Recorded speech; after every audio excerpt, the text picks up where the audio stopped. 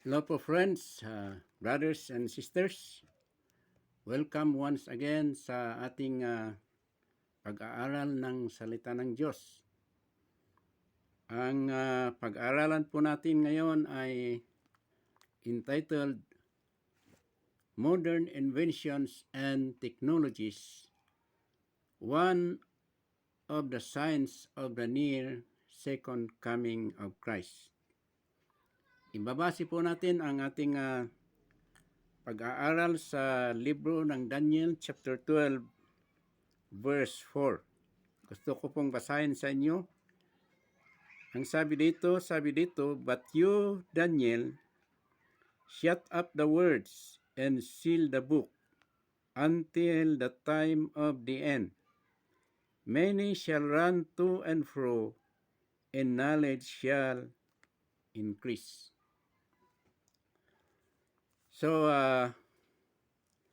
mga kapatid, nung last na pinag-aralan po natin na itinuro ko sa inyo ay tungkol sa araw ng Panginoon na ang Panginoon ay may 7 na araw at ang araw ng Panginoon na ito ay equivalent to 7,000 years. At sinabi ko sa aking pagtuturo na itong ika-7th day of the Lord o ika-7,000 years of the Lord ay ito ang tinutukoy ng libro ng Revelation na 1,000 years reign of Christ, or ang sinasabi ng mga commentators na the millennial kingdom of our Lord Jesus Christ. So ito ang gusto ko pong ipaliwanag sa inyo tungkol dito sa sinabi ni Daniel, na sabi ni Daniel dito sa kanyang prophecy, ay sabi dito, ngunit ikaw, Daniel, ay anong Tagalog ng shut up? You shut up the words and seal the book until the time of the end. Ibig sabihin ay itong sasabihin ko sa iyo ngayon ay maging sikreto hanggang sa kapanahunan ng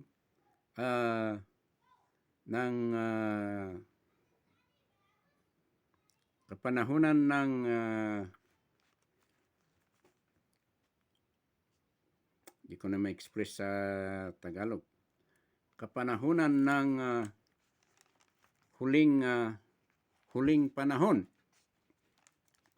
Okay. Itong sinasabi ni Daniel na kapanahunan ng huling panahon, the time of the end, ay ibig sabihin itong time of the end, sabi dito, means the near end of the 6th day of the Lord, or 1,000 years of the Lord. O sa Tagalog ay ibig sabihin itong huling mga panahon o huling kapanahunan ng ika-anim na araw ng Diyos, o huling kapanahunan ng ika-6 na 1,000 panahon. So, ibig sabihin, the last days of the 6 days, or the last days of the 1,000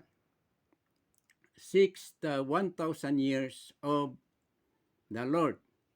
So, we can understand na sa year na BC na ito ay men have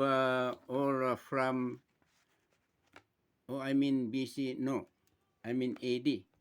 From the year of our Lord Jesus Christ up to this present time ay nabuhay ang tao for almost 2,000 years. So, kung 2,000 years ay ibig sabihin na may 20 100 or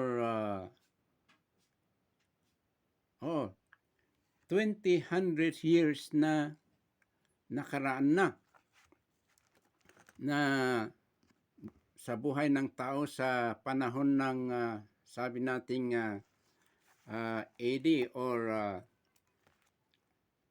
the year of our Lord Jesus Christ.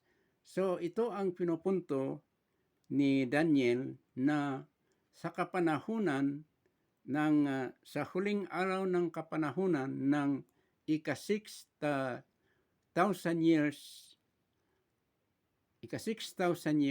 ay may magaganap.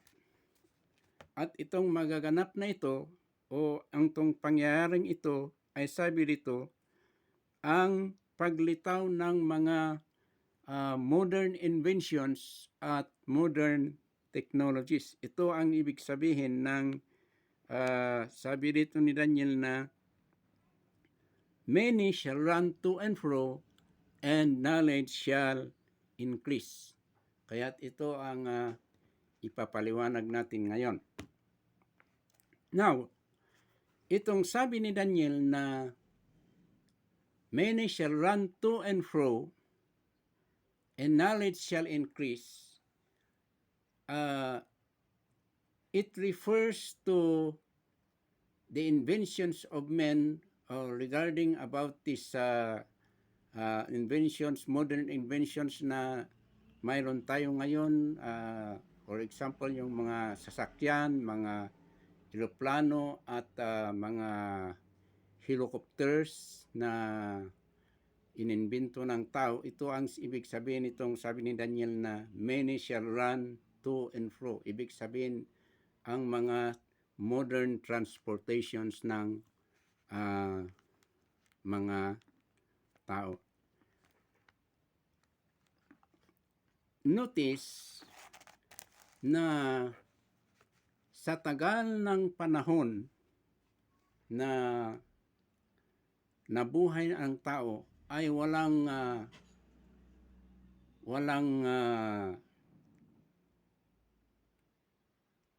ibig kong sabihin walang mga modern technologies na nagawa o in-enjoy ng mga tao noon from the time of our Lord Jesus Christ up to the sabi nga natin up to the 18th century, or it means for a time period of 1800 years ay hindi in-enjoy, walang inimbento ng tao na kagaya ng mga inventions na nandito tayo ngayon o ang ini-enjoy ng tao na mga technologies ngayon. Kaya ito ang ibig sabihin ni Daniel dito na during the time of the end, many shall run to and fro, at sabi pa nito, knowledge shall increase. Marami nang lumalabas ang pagkaalam ng tao ay lumago sa pamamagitan ng mga modern inventions na ito o modern technologies. Now, gusto kong isalaysay sa inyo ang mga importanteng inventions ng tao na nagawa lang sa starting from 19th century to the 20th century. Na itong mga inventions na ito ay walang nagawa noong nakaraan na mga panahon. Itong mga inventions na ito ay nagawa lang ngayon sa panahon ng 19th at 20th century. For example, itong itong sasakyan, itong land transportation or automobile. Itong automobile ay naimbento lang noong 1887 at hindi pa perfecto na maganda ang automobiles noon. It took almost more than 10 years to perfect the inventions or perfect the kind of automobile. Yung mga automobile na talagang maganda ang pagtakbo na maski man na discovery o na-invento noong 1887 ay hindi pa perfecto ang pagkagawa.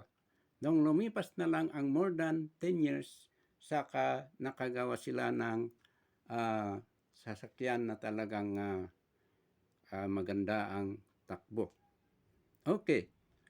Ganon din dito sa invention ng eroplano. Alam natin sa history na ang invention ng eroplano ay noong 1903 sa pamamagitan ng dalawang magkapatid na Wright brothers, sina anong pangalan nito? Nakalimutan ko na. Si Wilbur at saka si anong kapatid na ito. Itong mga magkapatid na ito ay sila ay anak ng isang pastor. Pastor ang parents ng magkapatid na ito. Pero sila ang nagkaunang nag-imbento ng eroplano. At itong eroplano na ito ay it improved in its pagkagawa na habang tumatagal ang panahon ay na-improve at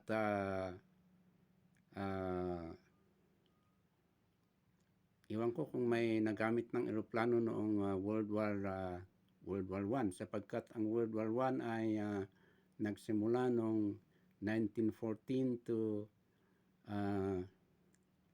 1918 yung World War I. Saka yung World War II ay halos nagsimula na noong 1940. Pero noong 1940 na World War II ay marami ng eroplano na pangdigma noon.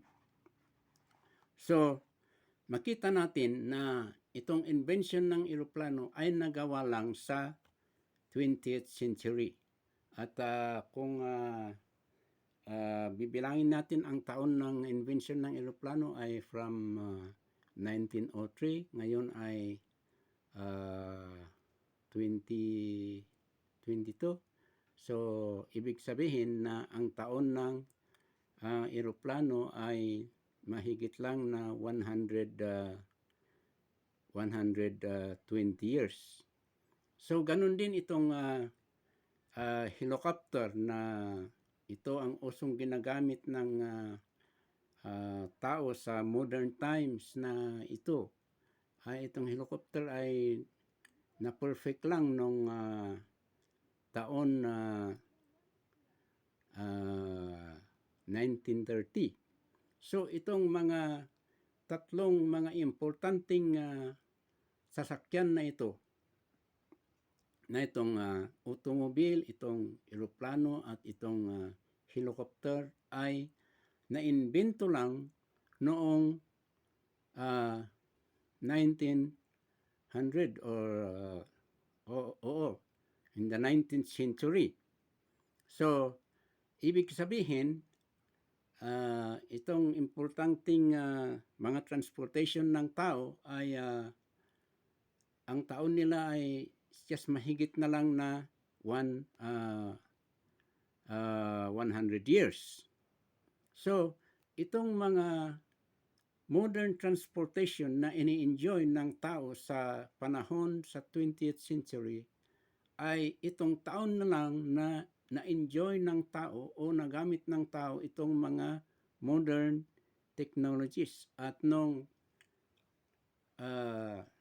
kapanahunan na nagdaan ay walang gaanong ginagamit ng mga tao na transportation sa kanilang buhay. So ito ang ibig sabihin ng mababasa dito sa Daniel na at the time of the end, many shall run to and fro, sabi ni Daniel. Itong sa last period o the near end of the sixth day of the Lord, which is the 6,000 years, ay magagawa itong mga inventions na ito. Marami ng transportation na papunta at pabalik. Many shall run to and fro. Ito ang ibig sabihin nito. They shall run so fast. They run so fast in going and in coming, in going out, in coming in. Ito ang ibig sabihin ng salitang ito na many shall run to and fro. Ito ang pino-point out dito ni Daniel. Ngayon, sabi pa dito na knowledge shall increase. At the time of the end, knowledge shall increase. Sa near end ng mga kapanahunan ay dumami ang pagkaalam ng tao. Kaya sa 19th century hanggang sa 20th century ay itong panahon na lang ito na maraming inventions o maraming technologies na ginawa ng tao. So ano ba, for example, marami tayong mga inventions na nagawa na tao. Pero ano ang huling nagawa na inventions ngayon ng tao? For example, ito na lang. Ito na lang, itong cellphones. Cellphones na inventions. Itong inventions na ito ay ang pagkaalam ko ay nag-start na lang ito noong year 2000. Year 2000. Year 2000. Sapagkat nung kapanahunan namin, before year 2000 ay wala pang cellphone noon. Ang maalala ko lang na parang cellphone noon na ginagamit ng mga tao ay yung mga, anong pangalan yun, na brick game ata yun. Brick game ata na parang cellphone din ang style. Pero laro-laro lang. Laro-laro. Hanggang sa kapanahunan ng year 2000 ay marami nang lumabas na cellphones. Ang unang nag-invento yata ng cellphone ay itong mga kumpanya ng Nokia. Pero nung habang time is going on, marami ng klaseng gawa ng cellphones. At hanggang sa ngayon ay umimprove ang gawang cellphones. Ngayon ay multi-purpose na ang cellphones ngayon. Pwedeng gamitin sa kung ano-ano, di ba? Marami ng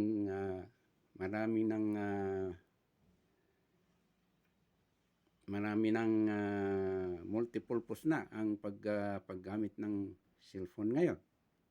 So, ito ang mga modern na technologies or inventions na ginawa ng tao. At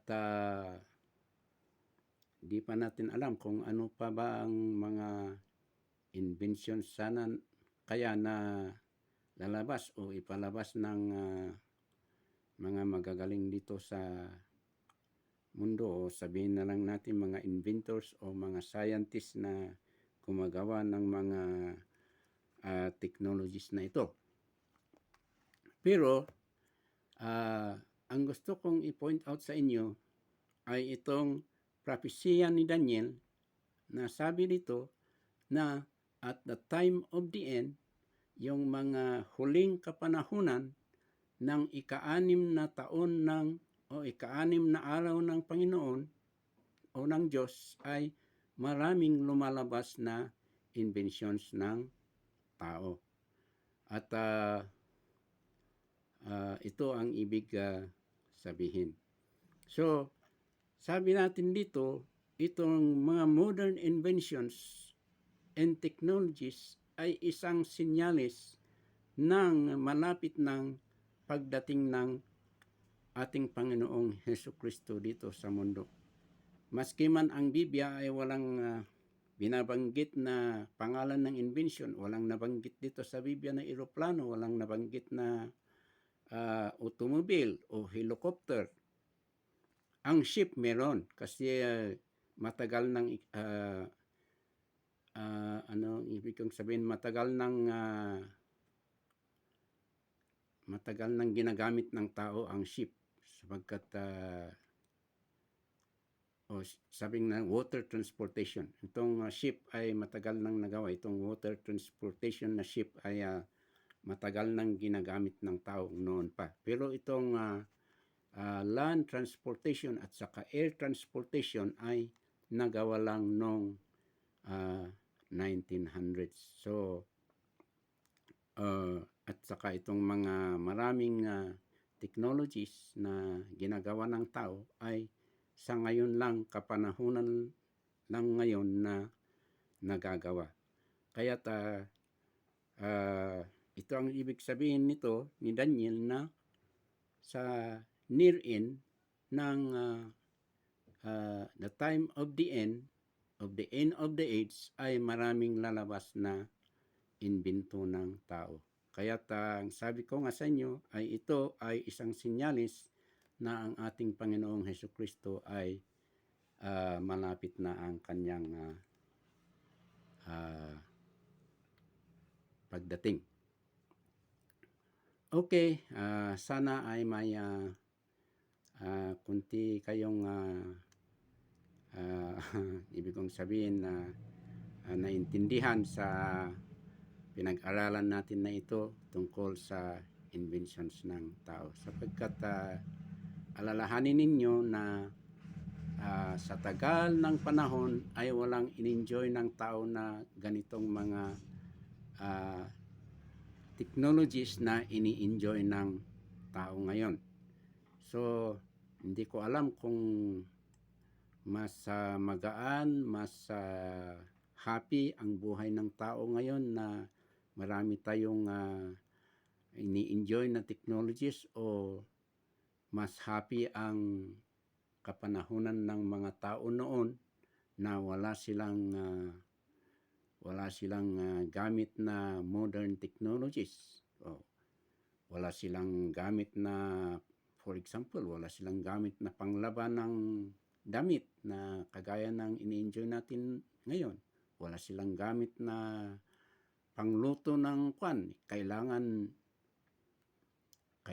na kukuha sila ng kahoy para panggatong sa mga linuluto nilang kanin. Pero sa ngayon ay ini-enjoy na ng mga tao ang modern inventions na gamit. So kaya lahanin natin na hindi porket maraming inventions na ini-enjoy natin ngayon ay ibig sabihin na gumaganda ang buhay ng tao. Hindi. Kasi sa bagay, pinag-aaralan natin yung pag-rule ng Panginoon ay siguro enjoy ng ang mga tao sa kapanahunan ng ating Panginoong Hesus kung mag-rule siya ng 1,000 years. Pero ang objective natin dito na kung bakit ituturo natin ito ay sa malapit ng pagpunta ng Panginoong Hesus na pagkuha sa kanyang mga tao na naniwala sa kanya. So ito ang importanteng i-stress natin dito itong pagkuha ng Panginoon sa kanyang mga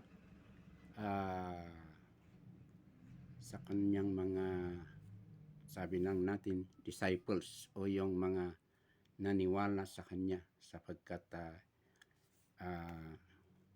palagi ngang sinasabi natin na may special purpose ang ating Panginoong Jesus sa mga taong maniniwala sa kanya. So hanggang dito tayo.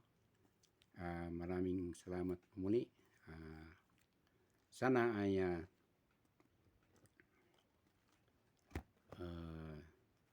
ibig kong sabihin, sana ay maski man hindi perfect ang pagpresenta natin, ay sana ay at least mayroon pa rin kayong natutunan ng kunti. Okay. Maraming salamat po at God bless you muli. Thank you.